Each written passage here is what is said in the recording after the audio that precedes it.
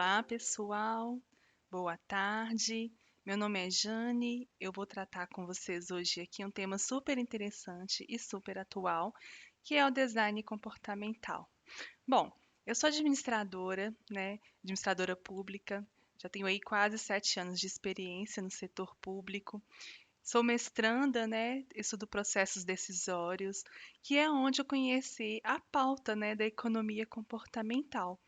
E dentro da economia comportamental, a gente consegue estudar e entender o fator humano, né, o fator das decisões humanas, que não são tão racionais como, né, as pessoas esperam que seja.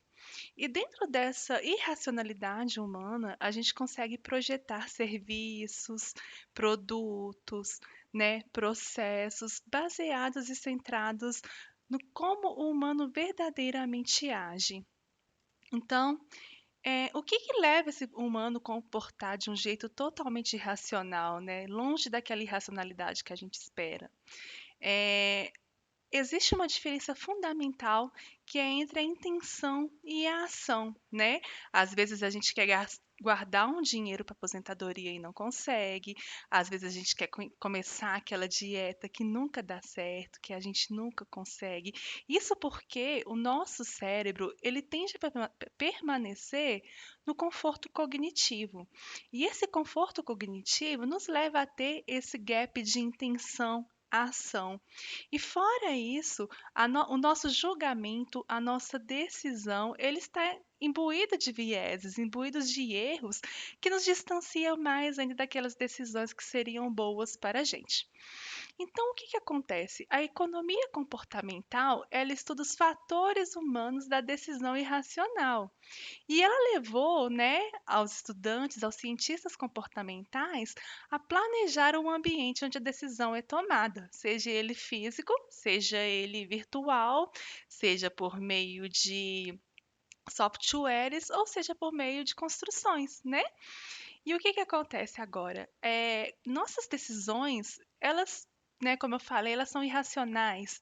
Elas levam em consideração o contexto, ela leva em consideração os vieses que estão presentes no nosso pensamento, ela leva em consideração a fome, ela leva em consideração as emoções, ela leva em consideração o que que a gente acha que a outra pessoa está pensando da gente. Então, por mais que a gente queira decidir algo que seja bom para a gente, algo que vai maximizar a nossa utilidade, a gente não consegue, por essas séries de barreiras que implica na nossa tomada de decisão.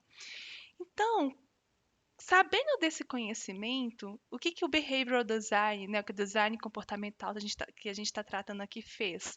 É trazer, né, esse conhecimento da tomada de decisão humana para projetar produtos, serviços, construções, softwares, programas. Então, o que a gente vai mostrar um pouquinho aqui para vocês é esse conhecimento do pensamento humano. Bom, como é que aconteceu essa história, então? Lá em 1930, 1950, quando começaram a surgir os primeiros cientistas comportamentais, cientistas cognitivos, que eles começaram a comparar, né, o pensamento humano com o desenvolvimento de computadores que também emergia na época, eles constataram que a racionalidade humana ela é limitada, né? Ela é limitada por causa de tempo, por causa de informações, por causa da nossa própria capacidade de raciocinar. Então, se a gente não tem todas as informações, né, sobre uma tarefa ou sobre um produto que a gente pretende adquirir, a gente vai chegar a tomar somente aquela decisão satisfatória, né?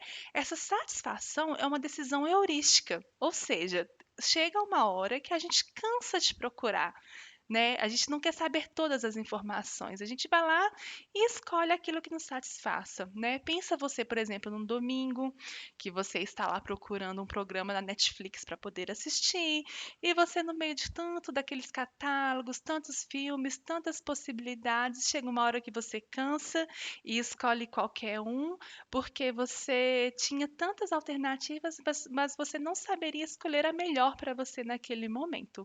Então, esse é um exemplo da racionalidade limitada, né, imputada aos humanos. Fora a racionalidade limitada, a gente tem aquela força de vontade limitada, que eu falei do gap da intenção, da ação, e o nosso autointeresse limitado também, né? Nunca vamos desenvolver aquilo que é melhor para a gente. Bom, então esse conceito da racionalidade limitada, ele veio de um cientista chamado Herbert Simon, lá em 1950, né? E o que que ele falou? Se a nossa racionalidade é limitada, né? Se a gente não consegue ter todas as mensagens, a gente não consegue ter todas as informações, como é que nós vamos tomar decisões para os nossos melhores interesses? Então, pouco tempo depois, uns 20 anos depois, surgiram esses dois cientistas israelenses, né? O Amos Tversky e o Daniel Kahneman. Em 2002, o Kahneman, este, né, de óculos, ele foi vencedor do Prêmio Nobel. E por que que ele venceu o Prêmio Nobel? Que ele veio constatando que, além da nossa racionalidade ser limitada, as nossas decisões elas são imbuídas de vieses e são influenciadas por todo um contexto, né? E principalmente porque o social, né, o contexto, a forma com que as informações são apresentadas para o humano influencia a sua decisão. Então, como é que é isso, Jane, de sistema um, sistema 2, o que que é viés, o que que é heurística? Bem, se nosso cérebro tende a ficar no conforto cognitivo, né? Porque a gente não consegue ser um computador, né? A gente cansa, nosso pensamento, se a gente usar ele, a gente cansa, né? Então, a evolução, a própria evolução humana fez com que a gente adotasse heurísticas. Heurísticas é aquele pensamento rápido, né? Que a gente usa no nosso cotidiano. Se você está dirigindo por uma via, né, da sua casa para o seu trabalho, que você já está acostumado, você está ali usando seu sistema um, né? Se você, por exemplo, vai fazer um cálculo mais demorado, que você tem que sentar, parar, pensar, você está usando seu sistema 2. Ou seja, o sistema um é o reino das heurísticas, o pensamento rápido, né? O sistema 2 é o pensamento racional, dos algoritmos. Bom, o que que faz essas diferenças do pensamento rápido e do pensamento devagar? O pensamento rápido, o pensamento automático, ele tem aquela força do inconsciente, da intuição, né? Ele não precisa de esforço para pensar. Em compensação, o pensamento devagar, ele é deliberado, ele é racional, né? Ele é trabalhoso. A gente consegue ficar o tempo todo nesse pensamento lógico? Não. Seria o melhor para a gente? Seria. Mas a nossa evolução nos ensinou a pensar rápido para a gente poder tomar decisões rápidas, né? Contudo, essas decisões rápidas, elas levam a alguns erros de julgamento, que é o que a gente chama de vieses. E esses vieses, eles são constatados cientificamente, né? Houve experimentos para constatar quais são, e eles são inúmeros, né? Mas eles são sistemáticos e previsíveis. Então, espera lá. Se eu sei que as pessoas, quando vão tomar decisões, possuem vieses, e se eles são sistemáticos, e se eles são previsíveis, o que eu posso fazer para ajudar essas pessoas a tomarem melhores decisões, né? E é onde entrou mais tarde, né, outros cientistas comportamentais com uma proposta diferente, né? Que se eu não posso mudar o jeito que a pessoa toma a decisão, eu vou mudar o ambiente que essa pessoa toma a decisão. Bom, então aqui eu tenho para vocês uma ilustração, né? Que vamos imaginar que o centro dessa ilustração é o cérebro. Aqui, todo ao redor dele são centenas de vieses, né? E cada um desses errinhos de julgamento, eles aparecem nas mais diversas formas, né? Em diversos momentos da nossa vida. Então, se eles estão presentes, é muito difícil que a gente tome aquela decisão que seja melhores para a gente, ou melhores para o nosso trabalho, né? Ou melhores para o nosso projeto.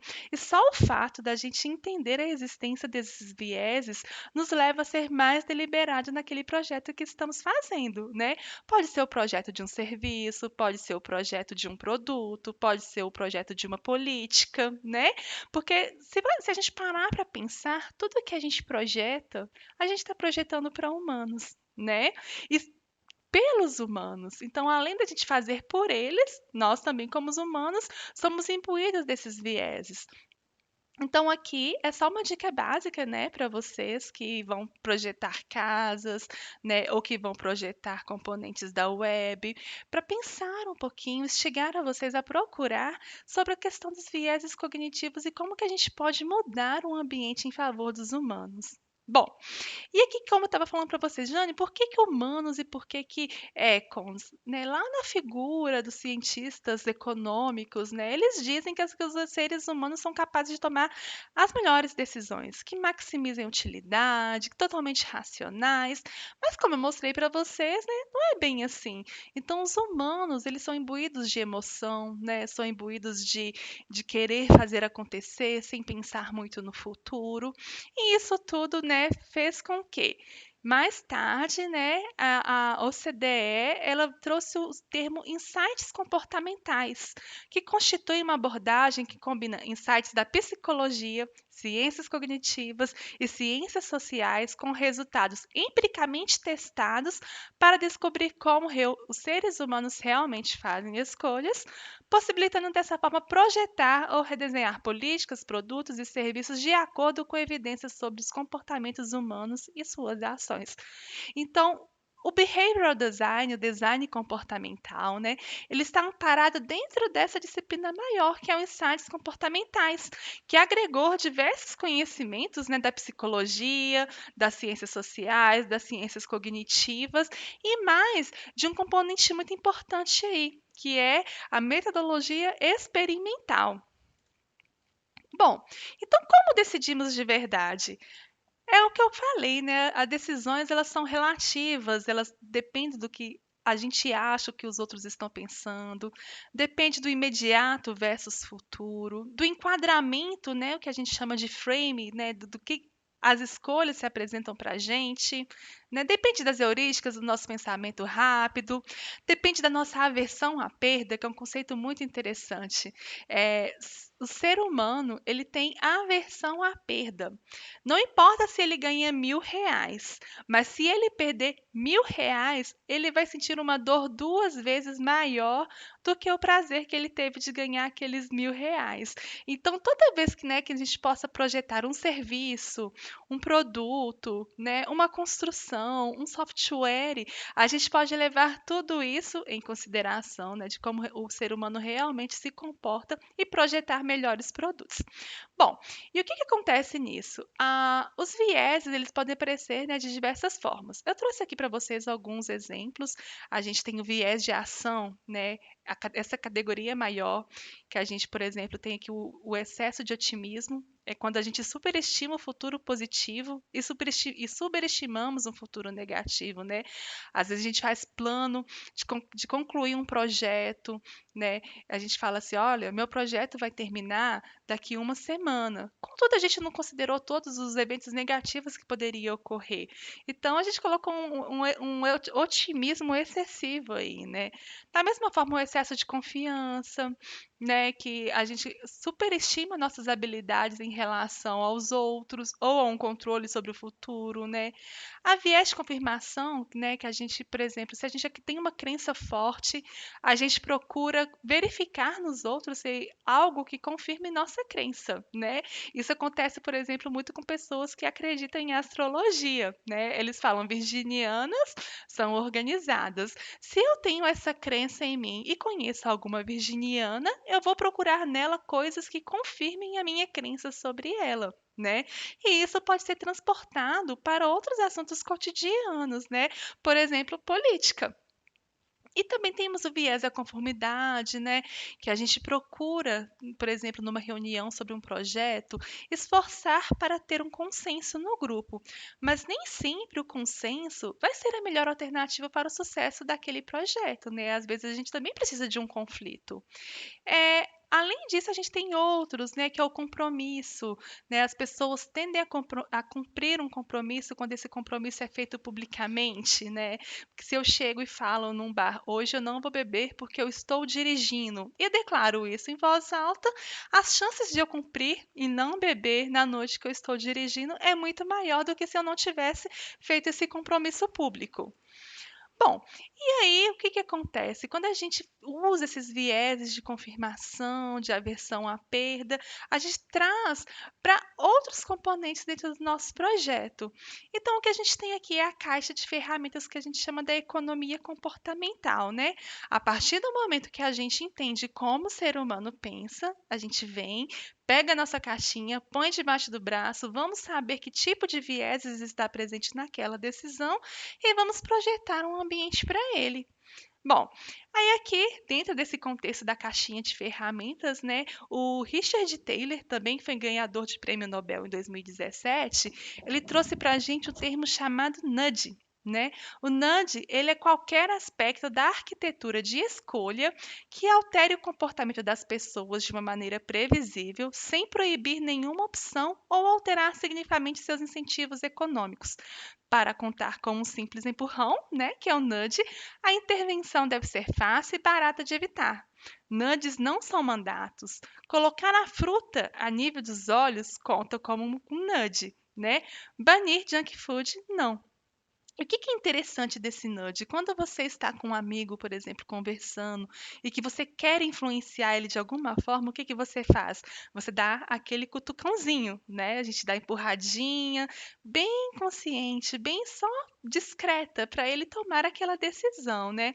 O nudge também é isso, né? Ele influencia a decisão da pessoa, porém de uma forma discreta, sem proibir, porque não é lei, não é mandato, né? E também sem restringir outras escolhas, mas é uma forma de direcionar suavemente a decisão daquela pessoa para que seja melhor para ela ou para a sociedade em si. E o que que é esse ambiente de arquitetura de escolhas, né? É um ambiente que foi projetado a intervenção. Se a gente imaginar, por exemplo, quando a gente chega no supermercado e a gente tem lá, por exemplo, o carvão que fica perto do açougue e que logo uma seção posterior tem as bebidas, né? Alguém foi lá e projetou esse contexto para saber, olha, as pessoas que fazem churrasco geralmente compram cerveja, né? Esse é uma arquitetura de escolhas. A pessoa projetou o ambiente para que as decisões fossem mais influenciadas, né? E mais fáceis de tomar também. Bom, aqui eu trouxe para vocês, por exemplo, é um nudge mais famoso do mundo, foi feito no aeroporto de Amsterdã, no mictório dos homens, né? Geralmente a gente sabe, homens muitas vezes não possuem uma boa mira, né? E acaba que os funcionários do aeroporto eles estavam tendo muito gasto com limpeza. Então, o que que eles fizeram? Eles colocaram uma mosquinha aqui no mictório, tá vendo? Um adesivinho pequeno que direcionava, né, o aspecto humano para não sujar o banheiro ali. Então, os homens tendiam a acertar o alvo naquela mosquinha. Ou seja, proibiu? Não, mas influenciou para que a pessoa tivesse ali um melhor comportamento. E fora que, né, a mosquinha no banheiro, que é muito famosa, se a gente, né, colocar o nosso olhar no nosso ambiente, a gente consegue ver vários tipos de nudges, né? Aqui, por exemplo, está no metrô, né? Foi pintado, foi desenhado de forma que, né, lembrasse uma pista de atletismo, né, o corredor que levasse as escadas. E deixou, por exemplo, as escadas normais, né, as escadas físicas, e deixou aqui a escada rolante num tom cinza, olha, não tá tão chamativo. O que que eles queriam aqui? Influenciar as pessoas, né, para que elas usassem mais a escada física. Aqui a gente tem um prato também de refeição, totalmente dividido, né, onde você põe, por exemplo, a sua salada, a sua quantidade de massa, né, influenciando também que as pessoas comam de forma mais saudável, né? E isso não é um conceito novo. Não sei se a maioria que já passou por refeitório escolar, né, que tinha as bandejas ali, que tinha bem dividido o que era carne, o que era salada, né, para poder colocar as porções que são adequadas para o consumo humano. Aqui, por exemplo, a gente tem de torneiras, né, que a gente coloca aqui, olha, aqui uns euros indo embora, né? Se você deixar a água, né, o dinheiro vai embora.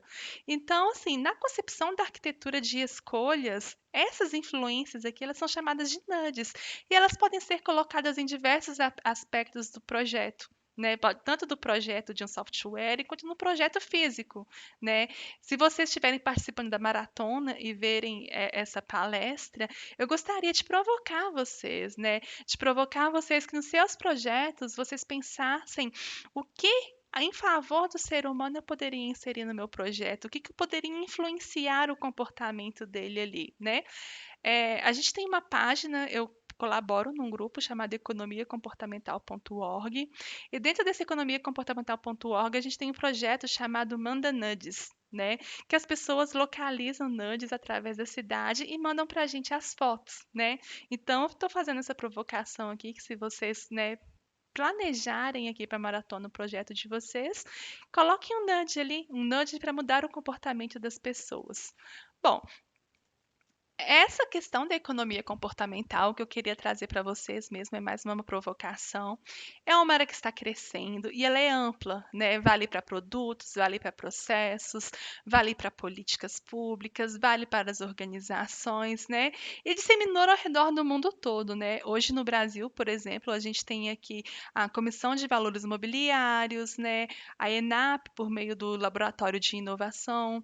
Temos também NAD Rio, que foi uma unidade própria criada, né, para estimular NADs na cidade do Rio de Janeiro. Da mesma forma, a gente tem o 011 Lab em São Paulo, que também tem uma unidade de ciências comportamentais. E elas estão sendo, assim, disseminadas por todo o mundo, né, com essa intenção de entender como o humano se comporta e projetar intervenções para que ele tome melhores decisões. Então é isso, pessoal. Eu vou terminar minha apresentação aqui para vocês. Espero que vocês tenham gostado. O caminho é bem grande, tem muita coisa para aprender, né? A minha dica para vocês aqui são dois livros essenciais, que é do Nudge e que é do Richard Taylor, né? E do Cass Sunstein, que é um jurista lá do programa do Obama, que eles, né, firmaram uma parceria muito boa e também o Kahneman, né? São Richard Taylor e Kahneman são prêmios, né? Ganharam o prêmio Nobel, são pessoas assim que se dedicaram a vida, né, para descobrir essa questão do como o humano se comporta e o que que a gente pode fazer para melhorar esse ambiente de decisões. Então é isso, pessoal. Muito obrigada.